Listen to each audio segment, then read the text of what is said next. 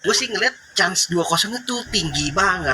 Tapi nggak tahu nih, kalau misalkan memang ternyata Alpha Seven dia juga menyadari misplay mereka di game yang pertama dan reset, bakal bagus. Yang nggak kalah bagus itu ada Kidia City nih buat teman-teman semua juga ya. The power of play to inspire the next generation of gamers, creator, and champion.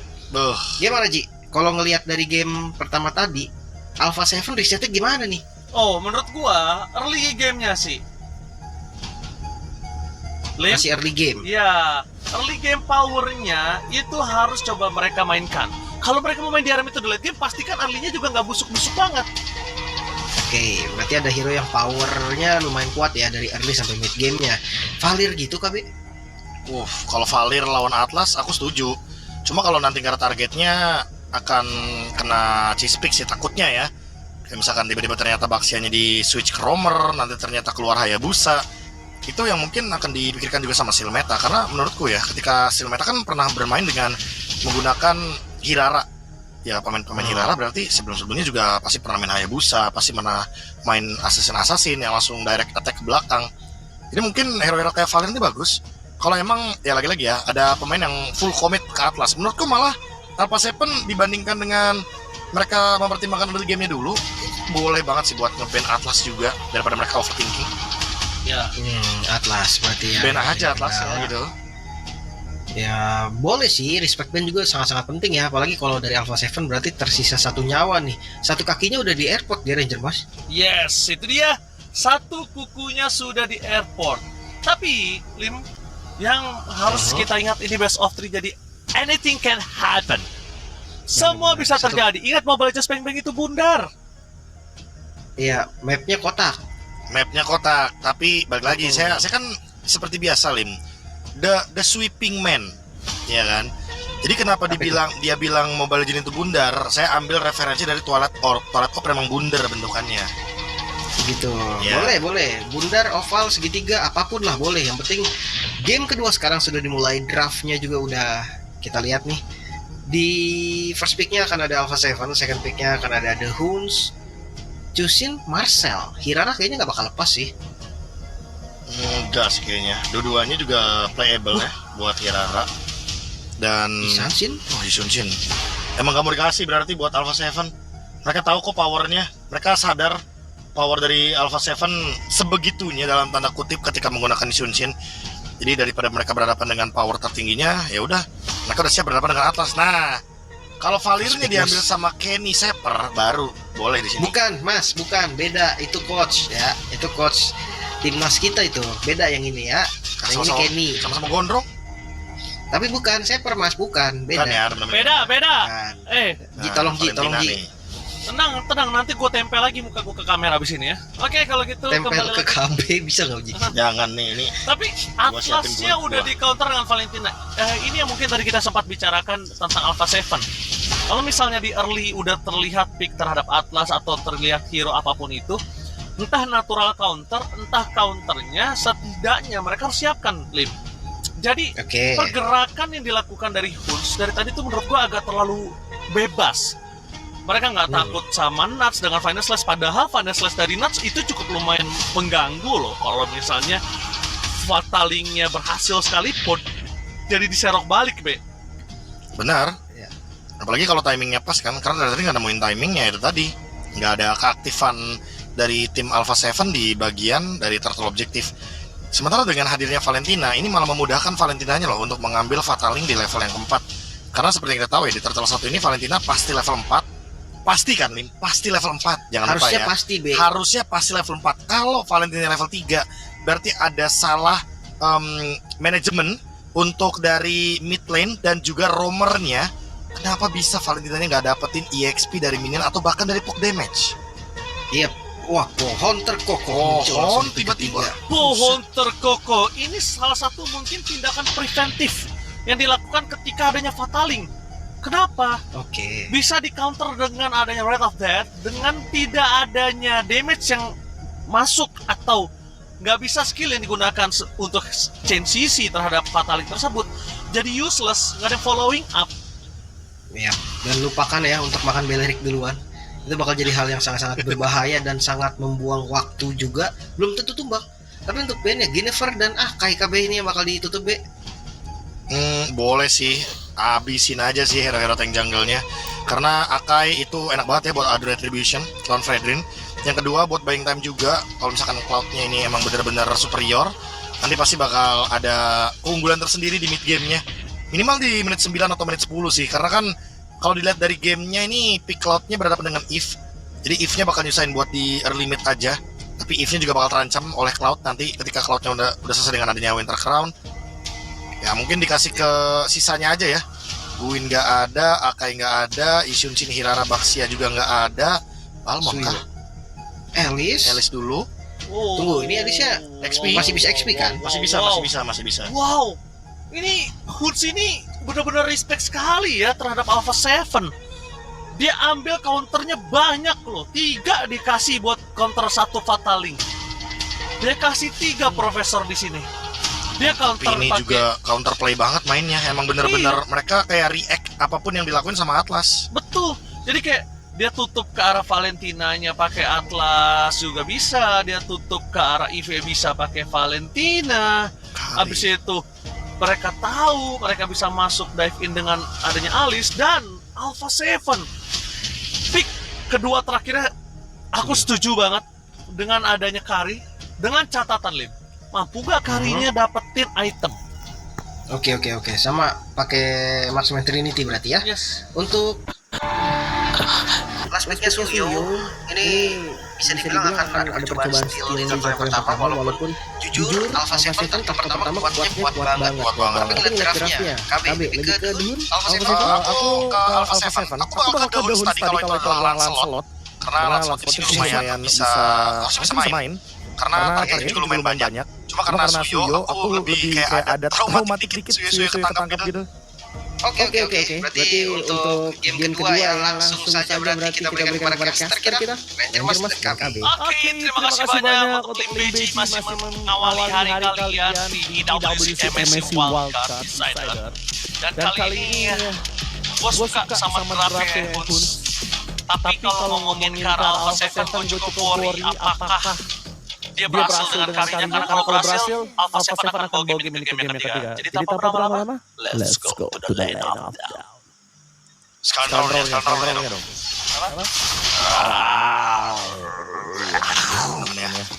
Itu adalah the beast in you kalau kata orang-orang ya, atau quotes terkenal.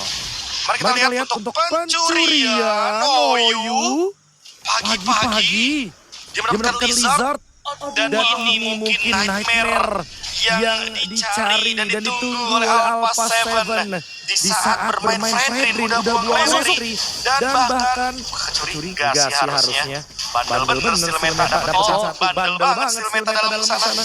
Tapi kalau menurut gua kondisi dari Stilmeta ini memancing revitalize dari Yu yang mungkin akan sedikit worry untuk melepaskan dari tim Huns bermain di game awal. Cuma kalau dia mau tuker, kayak ini bisa tuker sama apa? Sama Flicker. Kalau mau. Boleh banget. Trade satu ya. Yang penting nanti dapetin yang sepadan, entah itu Flicker yang dikeluarkan dari Cold World, bahkan dari Shark, atau bahkan mungkin target next-nya bakal Zia.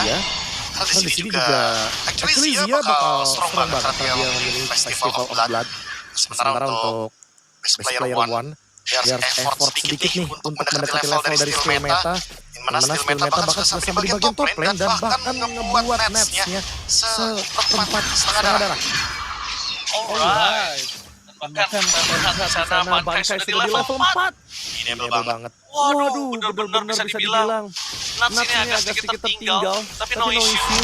Karena ngomongin ke satu wave lagi, mereka udah bisa dapetin level 4-nya untuk EXP dan juga mid-lane sama-sama di level 4. Tapi Radiant Update yang belum dikeluarkan oleh Yu bakal coba ditutup karena masih berada level 3, sedangkan ini tidak ada Pegman dan Stilmeta dipaksa. Retribution yang on point dari Best Player 1 memaksa berpaskan dari Alpha 7 langsung mendapatkan chapter pertama dengan Yu dengan tidak adanya cover dari pasukan dari Huns tenggelam di dalam sungai. Heavy Crowd CC yang dimiliki dari Alpha 7 benar-benar menutup jalan Huns. Itu dia Bankai yang tidak mengenai siapapun of Ruinnya Nats. Sementara di sisi perlawanan Petrify yang on point, Furious Dive-nya juga kena skill merah. Dan ini yang sempat kita bilang bahwa Suyo ini udah banyak banget gimana mungkin dari segi playstyle-nya atau bahkan mungkin dari blade search-nya gampang banget dipredik. Orang-orang tuh udah paham gimana cara bermainnya. Sementara mungkin hero-hero yang udah jarang keluar kayak Slot atau Nolan, apa agak susah ditangkap sama Yu Chong karena emang ternyatanya gerakannya kalau misalkan unpredictable pasti bakal gerakan yang bagus. Tapi Kenny Rasulin dari adanya pulihkan dengan poin bahkan Kaido open untuk jalan dari seorang Nuts. Di depan sana masih one by one situation dan Bangkai yang sekerat mau tapi tidak adanya wave minion. Ya kalau urusan laning apalagi belum ada pengurangan dari segi spell fam atau regenerasi, tentu Yu Chong akan selalu lebih diunggulkan ya dengan efek dari soul grip yang dia punya. Akan memudahkan juga dan refleks yang menarik dari Kenny. Karena dia udah melihat adanya Shark yang tiba-tiba langsung menggunakan juga Fatal Link di waktu yang bersamaan. Mungkin ini juga dampak dari pengambilan ult yang dilakukan oleh Kenny di Turtle 1 Regenerasi yang mengambil real world manipulation. Di saat dulu sejujurnya ya, ini lebih butuh Fatal Link loh. Gue setuju. Itu juga tadi Kenny seperti di match yang pertama. Sebenarnya butuhnya ke arah Final Slash, tapi dia ambilnya ke arah Burst Pathway.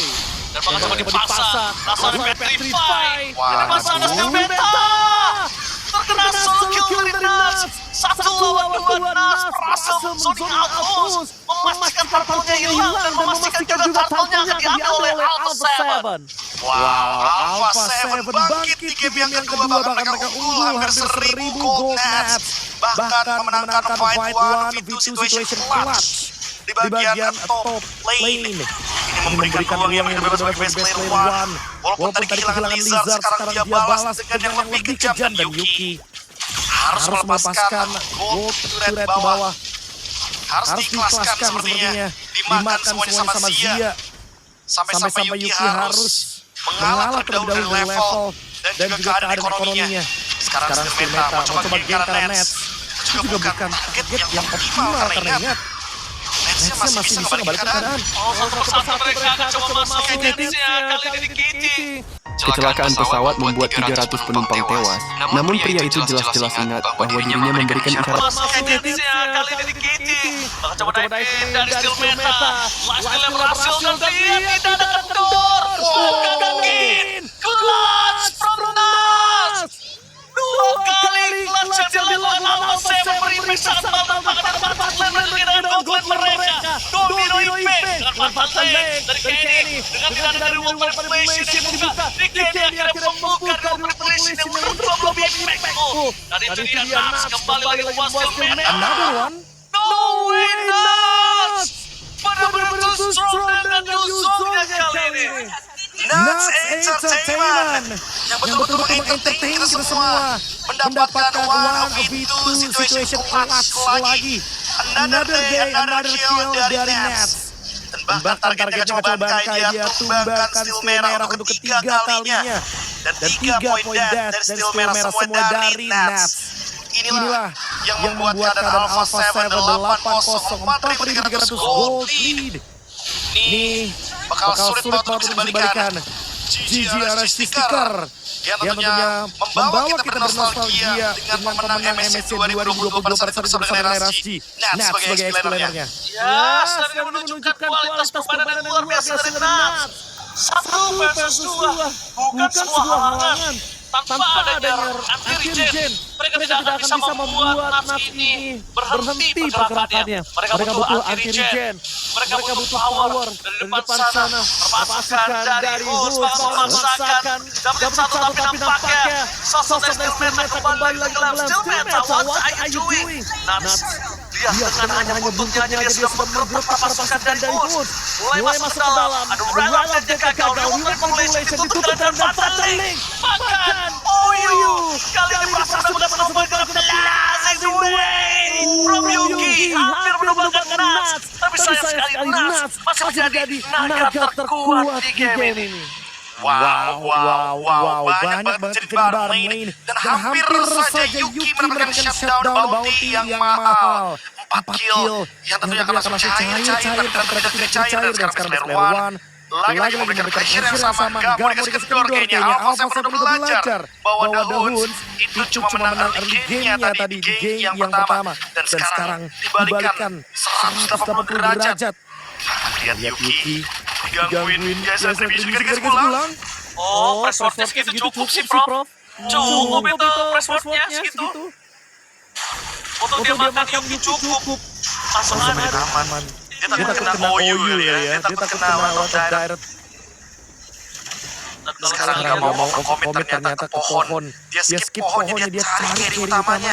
Dia cari skill meta lagi kah? Oke. Tapi lihat, kalau ngomongin skill meta dari tadi, skill meta dengan level 10 yang dia miliki, goldnya terlalu jauh. Shark bener-bener ganggu banget dengan atlas yang dia miliki. Kalau menurut gua, skill meta udah mulai harus disengage sih. Dia nggak boleh berkeliaran di tengah seperti ini. Waktunya habis, hanya sia-sia. Wah ini bingung juga nih. Cari farmingnya gimana, sementara Cloud juga butuh waktu. Cloud juga butuh Winter Crown. Dan kalau udah keadaan kayak gini, Yuki cuma bisa berharap dapat di menit 11 nih untuk Swift Trinity-nya di-press terus. Bahkan area monster jungle-nya juga dikuasai. Permainannya pun cenderung ofensif, bermain dengan strat 4-1 dari Alpha 7. Mereka ingin menunjukkan bahwa mereka sangat mendominasi. Dan sekalipun ada yang bermain di bawah, nah siap untuk nge-solo kill siapapun itu. Ini bisa dibilang menjadi salah satu mimpi pubertas untuk hampir semua pemain explainer ketika satu lawan dua dan dia menang sendirian. Iya, dan lo bakal coba diamankan oleh para pasukan dari Alpha 7. Kontes pun harusnya nggak mungkin dilakukan. Gak berani kalau menurut gua. Lihat dapat import itu setengah mati. Dan bahkan di pasar gak dapat. Ya diambil ya. Ini benar-benar ada gangguan yang gak berhenti. Dia memang menjadi salah satu kendala. Dan lagi Kenny masih dengan template gameplay dia yang mengambil karena reward regulation. Masih belum ada fatalin dari dia fatalnya. Fatalin bakal coba ditutup mungkin Kenny kalau ada fatalin yang menjadi sebuah pilihan utama. Kalau tadi ada fatalin dari Kenny, dia bisa ngelakuin counter set up, Profesor. Karena non-modify di Alpha 7. Itu dia yang membuat game berbeda semenjak Turtle yang pertama Kenny yang mungkin selalu template ngambil ult yang tidak berganti-ganti. Juga menjadi kendala juga tadi kesabaran dari Shark dia tunggu dia adu perpoinnya. Sekarang Erwan ini kan maju ke depan Razor Slash. Wah gila, ini sih gak baik banget untuk Hoons. Alpha 7 sudah bagus banget bermain dengan tempo yang benar. Mereka kasih early game-nya menang supaya Zia juga punya waktu untuk punya item. Dan kalau Zia udah punya item, siapa yang menahan damage-nya? Shark udah pasang ditutup dengan Fatalin Purify. Dibuka begitu saja, tangannya berpasukan dari tim Hoons bisa kembali ke arah dan jauh. Rasa dapat kembali Asing duel tidak bisa bertahan dengan cuma menggunakan Zia. Free hit menenggelamkan seluruh para pasukan dari Hoons. Nescafe Ice. Ke sana, Kenny, one last stand dia mencoba menenggelamkan dan Pes membuka wipeout. Alpha 7 menang untuk 2-0, membawakan game yang ketiga karena tiket wildcard terlalu mahal. Tiket wildcard yang terlalu mahal dan ini dia Alpha 7 yang menolak untuk kalah dan pulang hanya dengan 31.500 US